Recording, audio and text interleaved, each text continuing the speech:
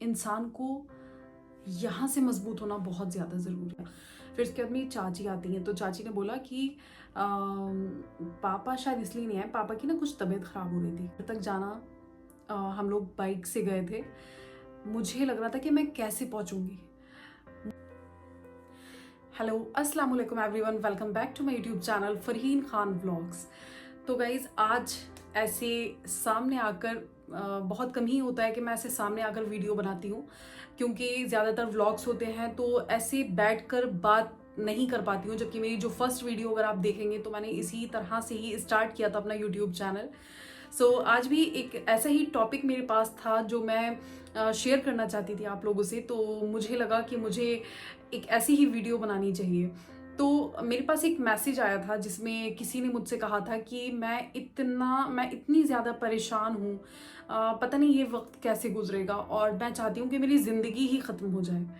तो मुझे उनकी ये बात इतनी ज़्यादा मेरे दिल को लगी, तो मैं सोचने लगी कि हम लोग कितना ज़्यादा घबरा जाते हैं जब हमारे साथ कोई भी ऐसी सिचुएशन आती है। और अगर मैं अपनी बात करूं तो कुछ लोग ऐसे होते हैं कि मुसीबत से पहले मुसीबत के बारे में ही सोचते हैं। मैं इतना नेगेटिव सोचती थी, मुझे हर वक्त फिक्र रहती थी कि पापा की तबीयत ठीक रहे, अम्मी की तबीयत ठीक रहे। और जैसे कि मैं नए घर में शिफ्ट हुई तो मेरा अटैचमेंट मेरे घर से ही था और एज भी उस टाइम इतनी नहीं थी, तो इतनी समझ भी नहीं थी। तो मेरा दिल हर हर वक्त घर में रहता था कि मेरा भाई जा रहा होगा तो वो कैसे घर आया होगा, पापा की तबीयत तो ठीक है, पापा की तबीयत कहीं ऐसा तो नहीं कि पापा मुझे बता नहीं रहे होंगे, कहीं तबीयत तो ख़राब नहीं है। मतलब मैं इतना सोचती थी, इतना सोचती थी कि मैं जिसकी वजह से ऐसे बीमार रहने लगी। लोग मुझे समझते थे कि पता नहीं मैं कितना परेशान हूँ। तो ये थी मेरी ओवर थिंकिंग की आदत। तो कैसे वो दूर हुई, कभी कभी मैच्योरिटी के साथ, कभी कभी किसी हादसे के साथ ऐसी कुछ चीज़ें आपकी लाइफ में हो जाती हैं जो आपकी सोच को एकदम से चेंज कर देती हैं।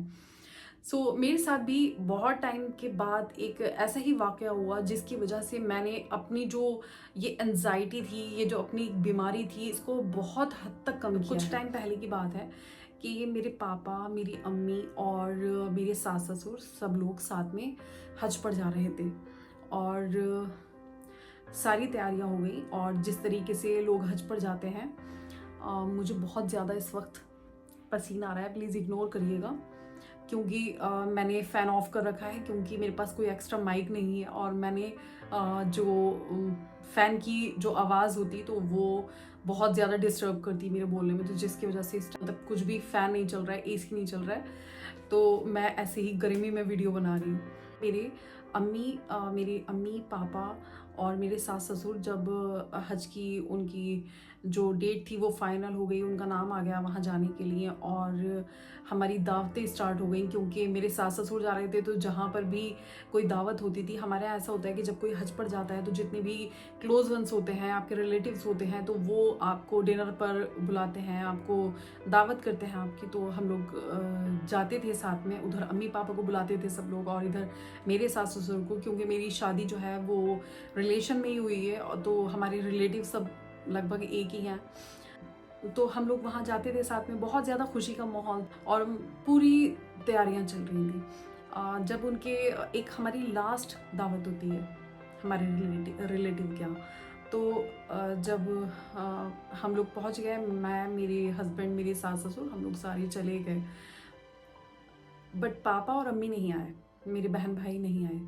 तो मुझे लगा कि पता नहीं क्यों इन लोगों को इतनी लेट हो गया, अभी तक नहीं आए। कॉल किया, मुझे किसी ने रिप्लाई नहीं किया, मतलब कॉल रिसीव नहीं किया।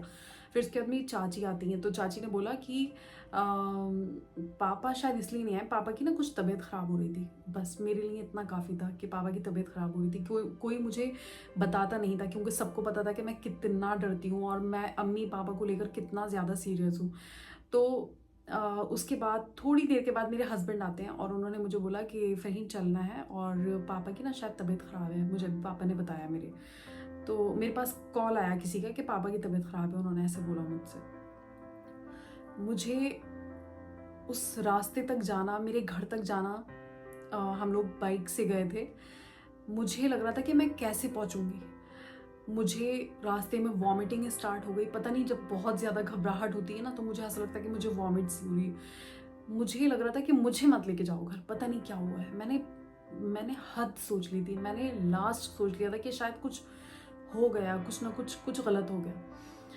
और मैं इतनी ज़्यादा घबरा गई थी और मैं इतनी दुआएं मांगती हुई पूरे रास्ते गई, लेकिन मेरी हालत ऐसी थी कि मैं शायद बाइक से नीचे गिर जाऊंगी, मैं बेहोश हो जाऊंगी। मुझे अपने आप को नहीं संभाला जा रहा था, मैं बहुत ज़्यादा परेशान हो गई थी। फिर मैंने पूछा कि क्या, मेरी उस वक्त कंडीशन नहीं थी, मैं नहीं पूछ पा रही थी कि हुआ क्या है। मैंने कुछ पूछा नहीं और मैं बस दुआएं मांगती रही कि बस अल्लाह पाक पापा को सही करके घर भेज दीजिए।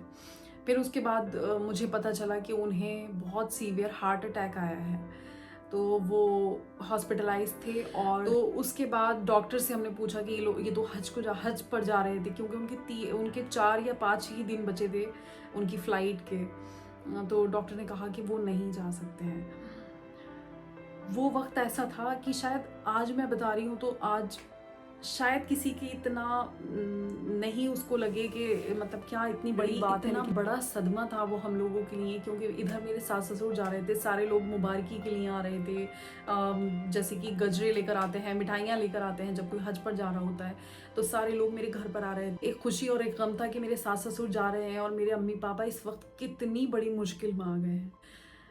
मेरे भाई ने हर सिचुएशन को संभाला, उसने हमें संभाला, उसने पापा को संभाला, उसने डॉक्टर से बात की, वो उन्हें हर जगह लेकर गया, उनका ट्रीटमेंट कराया। लेकिन उस हादसे ने मुझे इतना मजबूत बना दिया। मैंने सोचा कि मैंने ज़िंदगी में जब से मेरी शादी हुई है, या मैंने ज़िंदगी में हमेशा ही ये फिक्र की है कि क्या होगा क्या होगा। लेकिन फिर मुझे रियलाइज़ हुआ उस दिन कि आप कितना भी सोच लो, एक पल नहीं लगेगा आपकी ज़िंदगी बदलने में। एक झटके में आपकी ज़िंदगी क्या से क्या हो सकती है। जब मेरे भाई ने सब कुछ संभाला तो मुझे एहसास हुआ कि मैं कितनी ज़्यादा कमज़ोर हूँ।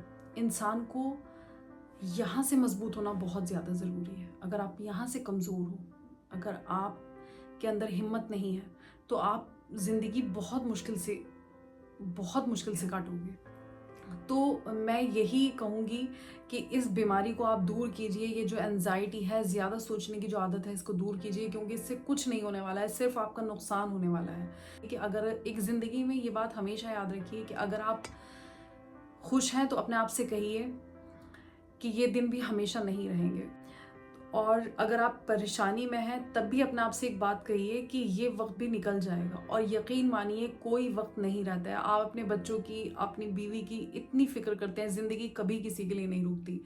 अगर आज आप मर भी जाओगे, अगर आज आपको कुछ हो भी गया, तब भी आपकी बीवी और बच्चों की ज़िंदगी नहीं रुकेगी। आपकी टेंशन लेना बिल्कुल बेकार है, क्योंकि ये ज़िंदगी ऐसे ही चलती रहेगी। अलग बात है कि वो कितनी मुश्किल से ज़िंदगी गुजारेंगे या कितनी खुशी से ज़िंदगी गुजारेंगे। वो मुश्किल भी आएगी, खुशी भी आएगी, क्योंकि सारे दिन एक जैसे नहीं रहेंगे। वो अपनी ज़िंदगी जिएंगे, क्योंकि ज़िंदगी किसी के लिए नहीं रुकती है। तो इसलिए अपने आप को परेशान करके, फ्यूचर का सोचकर अपने आप को बीमार मत कीजिए, अपने आप को कमज़ोर मत बनाइए। तो हो सकता है कि किसी को ये वीडियो पसंद नहीं आई होगी, बट कुछ % ऐसे लोग होंगे जो कि मेरी तरह होंगे, मेरी तरह सोच रखते होंगे, तो ये वीडियो उन्हीं के लिए है। अगर अभी तक आपने मेरे चैनल को सब्सक्राइब नहीं किया है तो प्लीज़ सब्सक्राइब माई चैनल। मिलते हैं इंशाल्लाह नेक्स्ट वीडियो में, तब तक के लिए अल्लाह हाफिज़।